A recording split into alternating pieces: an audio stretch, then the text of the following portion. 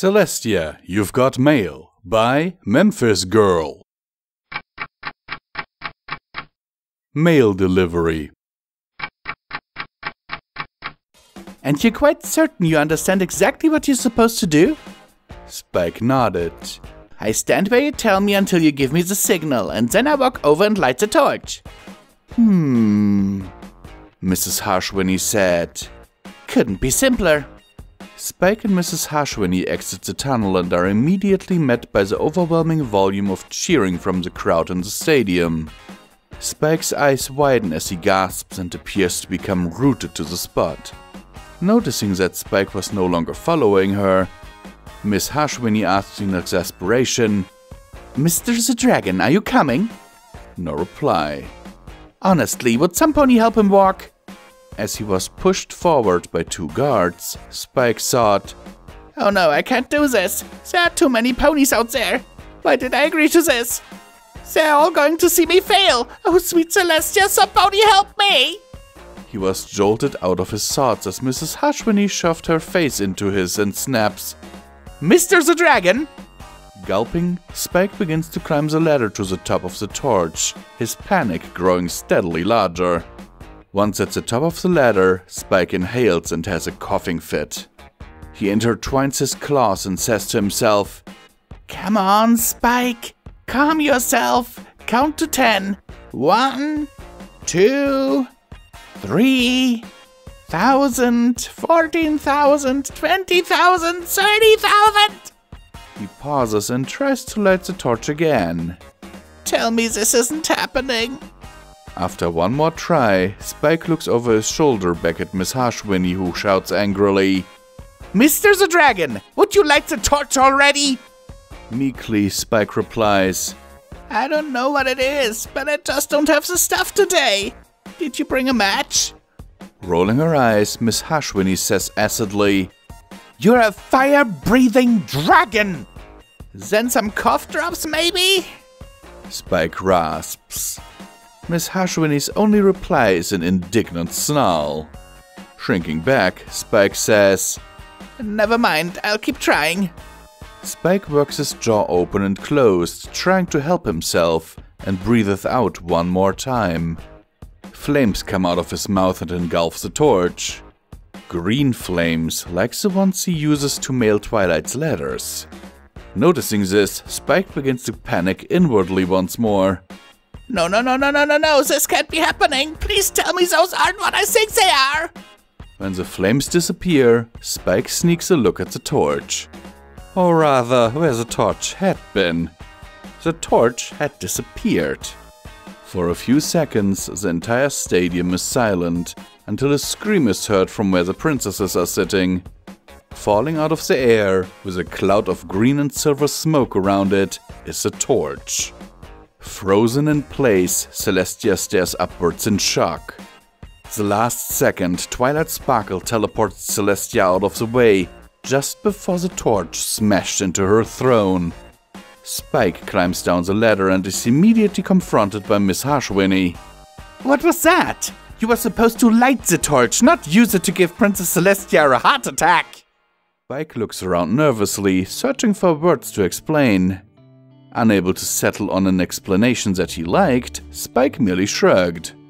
Snorting, Miss Harshwinny stomps away from him. Now alone, Spike's turned his head to look at where Princess Celestia, Princess Luna, Princess Cadence, and Princess Twilight Sparkle were gathered. His heart lurches guiltily as he realizes that Princess Celestia is indeed huddled on the ground, clutching her heart. Pacing around her, deep within another of her panic attacks, is Twilight. Princess Luna and Princess Cadence are standing completely still as if they are in shock. Unsure of what to do, Spike swivels his head to where Rainbow Dash, Fluttershy, Pinkie Pie, Applejack and Rarity were sitting. Rainbow Dash and Pinkie Pie are both sitting with their mouth open while Fluttershy is curled up, whimpering, in Applejack's lap. Applejack is doing her best to comfort Fluttershy, while also staring up at the princesses in shock. Rarity had conjured her fainting couch and was collapsed upon it, much to the annoyance of the ponies around her.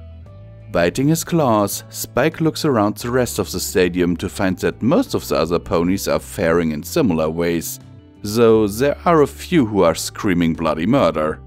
Hearing the telltale pop of a teleportation spell behind him, Spike gulps and apprehensively turns around. Standing a few steps away from him is an absolutely furious purple alicorn. What the hell were you thinking? She growls. You almost killed Princess Celestia! Before Twilight can attack him further, Spike blurts out, It was an accident, Twilight, I swear! I just got nervous and was trying to even get my fire out! I didn't realize my male flame was on! Please, you have to believe me! By now, he was practically kissing her hoofs and was weeping uncontrollably. Seeing this, Twilight's expression softens and she says in a gentler tone, I'm sorry, Spike. I shouldn't have immediately attacked you without getting your side of the story. I believe that you didn't do this on purpose. Can you forgive me for being so impertinent? Of course I forgive you, Twilight, Spike says. I'm just glad you don't hate me. Hate you? Spike, I could never hate you. The two embrace in a tearful hug just as Princess Luna, Princess Cadance, and Princess Celestia appear on the platform behind them. Spike instantly pulls out of the hug and bows before the princesses. I'm so sorry. I didn't mean to mail you the torch, Princess. Please forgive me. Celestia chuckles. I'm not mad at you, Spike. In fact, I'm more annoyed at Twilight than at you. What? Spike and Twilight sparkle exclaim in unison. Throwing herself at Celestia's hoofs, Twilight begs. Whatever I did wrong, Princess, I'm sorry! I was just trying to save you! That was what you did wrong, Twilight, Celestia interrupted. I wasn't in need of saving. You ruined my first chance to have real fun in over 1,000 years. I was planning to make it seem like the torch had killed me, let every pony panic for a while, then reveal that I was alive and perfectly alright. But you just had to be noble and ruin everything. Luna, Cadance, and Spike stared dumbstruck at Celestia, who is watching her student intently.